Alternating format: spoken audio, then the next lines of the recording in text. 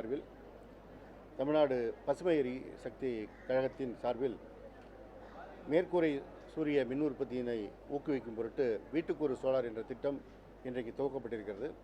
முதற்கட்டமாக சென்னை மாநகரத்தில் துவக்கப்பட்டிருக்கின்ற இந்த திட்டத்தில் ஒவ்வொரு வீட்டின் மேற்கூரையில் எவ்வளவு இடம் இருக்கிறது, அதில் எவ்வளவு சோலார் பேனல் அமைக்கலாம் என்கின்ற விவரங்களை நாம் அறிந்து கொள்ள முடியும். அதற்காக இன்றைக்கு புதிய இணையதளம் துவக்கப்பட்டிருக்கிறது. அந்த இணையதளத்தில் தங்களுடைய கன்சியூமர் நம்பரையும் ப்ராப்பர்ட்டி டேக்ஸையும் இணைத்தால் அவர்களுடைய வீட்டு மேற்கூரையில் எந்த அளவிற்கு சோலார் பேனல் அமைக்க முடியும் என்ற விவரத்தினை பெற முடியும். இது தமிழ்நாடு மின்வாரியத்தின் வரலாற்றில் ஒரு அடுத்த மைல்கல்லாக அமைய இருக்கின்ற நிகழ்வு. என்ன சொல்லப்போனால் தமிழ்நாடு மின்சார வாரியம் அடுத்த ஒரு பாய்ச்சலை நோக்கி செல்லக்கூடிய அளவிற்கு இந்த நிகழ்வு அமைய இருக்கிறது.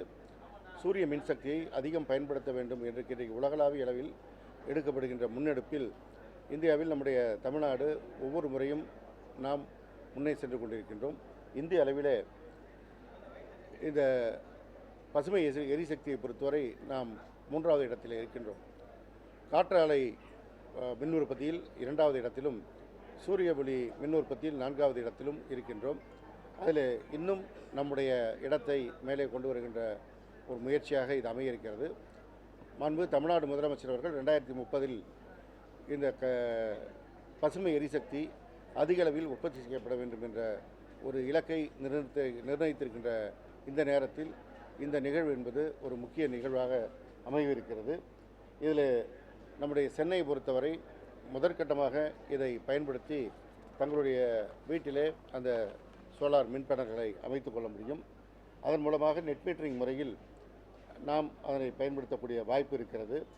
இதில் இந்த சாஃப்ட்வேரில் நாம் பயன்படுத்துகின்ற பொழுது ரூஃப்டாப் சோலார் எக்ஸ்ப்ளோரர் என்கின்ற ஆர்டிஎஸ்சி என்ற அந்த புதிய மென்பொருள் கருவி நாம் பயன்படுத்துகின்ற மின்சார அளவு, அதில் சூரிய சக்தி பேனல்களை அமைக்கின்ற பொழுது அதன் மூலம் உற்பத்தி செய்யப்படுகின்ற அளவு, நாம் ஏற்கனவே செலுத்துகின்ற மின் கட்டணம், இதன் மூலம் நாம் சேமிக்கின்ற மின் கட்டணம் என்ற முழு விவரங்களை தர இருக்கிறது. எனவே இதற்காக மற்றவர்களை நாடி அல்லது அலுவலகத்திற்கு சென்று இந்த விவரங்களை தெரிந்து கொண்டு அதை செயல்படுத்துவது என்ற சூழ்நிலை மாறி இந்த இணையதளத்தின் மூலமாகவே அனைத்து விவரங்களையும் தெரிந்து கொண்டு அதன் மூலம் பயன்படுத்தக்கூடிய ஒரு வாய்ப்பு மிக சிறப்பாக கிடைத்திருக்கிறது. இதை சென்னை மாநகரத்து மக்கள் சிறப்பான முறையில் பயன்படுத்தி கொள்ள வேண்டும் என்று இந்த நேரத்தில் நாங்கள் கேட்டுக்கொள்கிறோம். இந்த புதிய முயற்சி போலவே இன்னொரு முயற்சியாக தமிழ்நாட்டு மக்களுக்கு ஒரு மிகப்பெரிய வாய்ப்பு இன்றைக்கு துவங்கப்பட்டிருக்கிறது. சூரிய மின்சக்தி அந்த சோலார் பேனல் அமைக்கின்ற தனியார் நிறுவனங்கள் ஏற்கனவே சொந்த நிலங்களை வாங்கியோ அல்லது மற்ற தனியார் நிலங்களை குத்தகைக்கு எடுத்தோ அதிலே பேனல்களை அமைத்து சூரிய மின்சக்தி உற்பத்தி செய்து வழங்குகின்ற அந்த சூழல் இருக்கிறது. அப்படி அவர்கள் அமைக்கின்ற பொழுது அவர்கள் விவசாயிகளை நாடி செல்வதற்கான அந்த வாய்ப்பு என்பது இடைத்தரகர் மூலமாக தான் இருக்கிறது. அதேபோல் விவசாயிகள் யாருக்கு இது தேவை இருக்கிறது என்பதை அறிவதற்கு இடைத்தரகர்களை பயன்படுத்தக்கூடிய ஒரு சூழ்நிலை இருக்கிறது. எனவே அந்த சூழ்நிலை மாற்றுவதற்கு இன்றைக்கு தமிழ்நாடு அரசு மின்வாரியம் ஒரு புதிய முன்னெடுப்பை எடுத்திருக்கின்றது. தமிழ்நாடு புதுப்பிக்கத்தக்க ஆற்றல் நில இணையதளம் என்கின்ற அந்த website, Tamil Nadu renewable energy land portal https://relp.tngecl.org என்கின்ற அந்த இணையதளத்தில் இதுபோன்று விவசாயிகள் தங்களுடைய நிலம் எந்த அளவிற்கு மற்றவர்கள் பயன்படுத்துவதற்கு தயாராக இருக்கிறது என்பதை உள்ளீடு செய்வது மூலமாக, அதேபோல் இந்த நிலம் தேவைப்படுகின்ற சூரிய ஒளிசக்தி முதலீட்டாளர்கள் அவர்களுக்கு தேவையான இடங்களை குறித்து அதில் பதிவு செய்வது மூலமாக இடைத்தரகர்கள் இல்லாமல் நேரடியாக இவற்றை அறிந்து கொள்ளக்கூடிய ஒரு வாய்ப்பு இது அமைந்திருக்கிறது. லேண்ட் பூலிங் என்று சொல்லக்கூடிய அளவிற்கு எந்த அளவிற்கான நிலம் தேவை இருக்கிறதோ அந்த தேவையை இந்த இணையதளம் மூலமாக ஒருவர் கண்டறிந்து ஒரு ஒற்றைச்சாளர முறையில் பயன்படுத்தக்கூடிய ஒரு மிக சிறப்பான வாய்ப்பு இந்த இணையதளத்தின் மூலமாக அமைந்திருக்கிறது. இப்பொழுது இருக்கின்ற எரிசக்தி உற்பத்தி நிலையங்கள் மூலமாக காற்று மாசடைகிறது. அதன் மூலமாக பல்வேறு இயற்கை இடர்பாடுகள் வருகிறது என்பதை மாற்றுவதற்கு தான் இந்த பசுமை எரிசக்தியை பயன்படுத்த வேண்டும் என்கின்ற முன்னெடுப்பு இந்தியா முழுவதும், மட்டுமல்ல உலகம் முழுவதும் மிக விரைவாக கையில் எடுக்கப்பட்டிருக்கின்ற ஒரு செய்தி. அதில் நம்முடைய மாண்புமிகு தமிழ்நாடு முதலமைச்சர் அவர்கள் மிக சிறப்பான முறையில் இதனை செயல்படுத்துவதற்கு இந்த 2 சிறப்பான நிகழ்வை முன்னெடுத்திருக்கிறார்கள். இதை அனைவரும் சிறப்பான முறையிலே பயன்படுத்தி தங்களுடைய வாய்ப்பை அதிகப்படுத்திக் கொள்ள தமிழ்நாடு மின்வாரியத்தின் சார்பாக வேண்டுகிறோம்.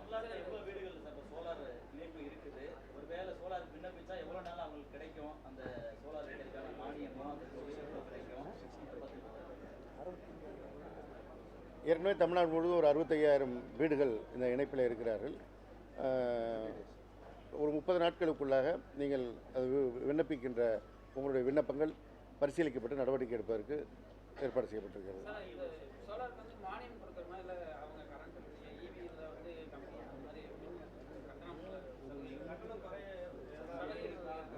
இல்லை, நீங்கள் ஏற்கனவே செலுத்தி கொண்டிருக்கின்ற கட்டணம் என்பது மின்சக்தி மூலமாக சூரிய ஒளி சக்தி மூலமாக வருகின்ற போது அதன் மூலம் குறைய இருக்கிறது.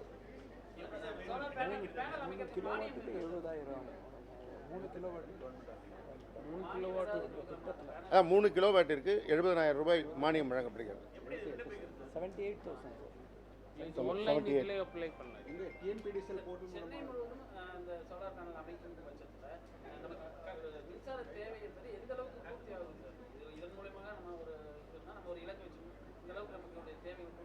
இல்லை, நீங்கள் சென்னையில் இருக்கின்ற நிலப்பரப்பில் இருக்கின்ற வீடுகளுடைய மேற்கூரை என்பது ஒரு மிகப்பெரிய அளவில் இருக்கின்ற காரணத்தினால்தான் இந்த முயற்சி எடுக்கப்பட்டிருக்கிறது. இதனுடைய வரவேற்பை பொறுத்து நாம் எவ்வளோ பேர் வர்றாங்கன்னு பார்க்கணும். படிப்படியாக இன்னும் கொண்டு சேர்த்தோம் என்றால் பெரிய அளவில் நம்ம 2030 பசுமை எரிசக்தி அதிக அளவில் உற்பத்தி செய்ய வேண்டும் என்பது நம்முடைய முதலமைச்சருடைய இலக்காக இருக்கிறது. அதை நோக்கி செல்லலாம். தமிழ்நாட்டில் கடற்கரை ஓரம், அதாவது பகுதிகளில் காற்றாலை வைக்கிறதுக்கான நடவடிக்கை எந்த அளவில் இருக்குது சார்? அதை வைக்கிறோமா? ஆமாம், தமிழ்நாடு அதுவும் குறிப்பாக தென் தமிழ்நாடு தான் இந்தியாவிலேயே காற்றாலைக்கு மிக மிக உகந்த இடமாக இருக்கிறது. அதனால் அங்கே காற்றாலை அமைப்பதற்கு ஊக்குவிக்கப்படுகிறது. இன்னும் சொல்லப்போனால் கடந்த பல ஆண்டுகளாக நிறுவப்பட்டிருந்த காற்றாலைகளுக்கு இப்பொழுது புதிய சீரமைப்பு செய்வதற்கான புதிய அறிவிப்புகள் கடந்த 10 நாட்களுக்கு முன்பாக வெளியிடப்பட்டிருக்கிறது. அது ஒரு மிகப்பெரிய வரவேற்பை பெற்றிருக்கிறது. இதன் மூலமாக ஒரு 20 ஆண்டுகளுக்கு முன்பாக அமைக்கப்பட்டிருக்கின்ற காற்றாலைகள்லாம் சீரமைத்து அவர்கள் இன்னும் கூடுதலான எஃபிஷியண்ட்டாக ஒர்க் பண்ணுவதற்கான ஒரு சூழல் அமைய இருக்கிறது. அதே போல் டென்மார்க் நாடு நம்முடைய அரசோடு பேசி கொண்டிருக்கிறார்கள். அந்த கடற்கரை ஓரங்களில் காற்றாலைகள் அமைப்பதற்கான நடவடிக்கை தீவிரமாக இருக்கிறது.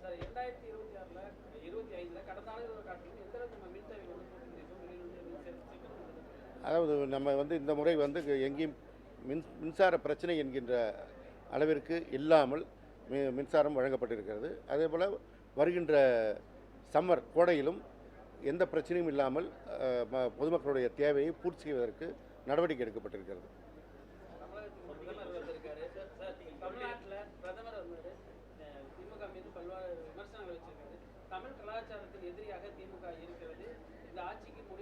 அவர் ஒவ்வொரு மாநிலத்திற்கு செல்கின்ற பொழுது அந்த மாநிலத்தில் இருக்கின்ற மாநில கட்சிகளை குறை சொல்வது அவருடைய வாடிக்கை. தமிழ்நாட்டுக்கு அவர் புதுசாக திமுக குறை சொல்ல, கடந்த 3 தேர்தலாகவே அவர் தன்னுடைய ஆயுதங்களை எடுத்து வருகிறார். அந்த ஆயுதங்களுக்கு தமிழ்நாட்டு மக்கள் விலை கொடுப்பதில்லை.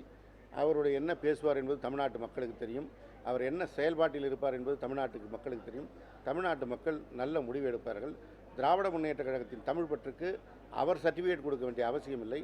தமிழ்நாட்டிற்கு சென்னை மாகாணம் என்பதை தமிழ்நாடு என்று பெயர் சூட்டிய ஒரு இயக்கம் திராவிட முன்னேற்ற கழகம், தமிழை செம்மொழியாகிய இயக்கம், தமிழ் மொழியை காத்த இயக்கம். எனவே தமிழ் மொழியை காப்பது திராவிட முன்னேற்ற கழகம் பொதுமக்களுக்கு தெரியும். இதை வருகின்ற தேர்தல் முடிவுகள் மாண்புமிகு பிரதமர் மோடி அவர்களுக்கு எடுத்துக் கூறும்.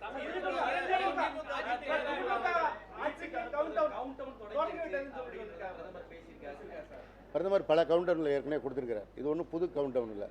கவுண்டவுன் எண்ணிக்கை முடிவிலே அவர் முடிவை சந்திப்பார்.